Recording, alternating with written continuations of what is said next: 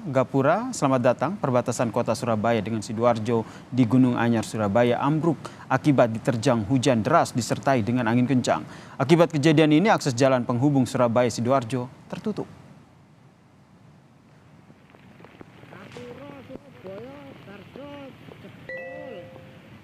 Gapura dengan material dari besi ini ambruk setelah diterjang angin kencang saat hujan deras yang melanda seluruh wilayah di kota Surabaya.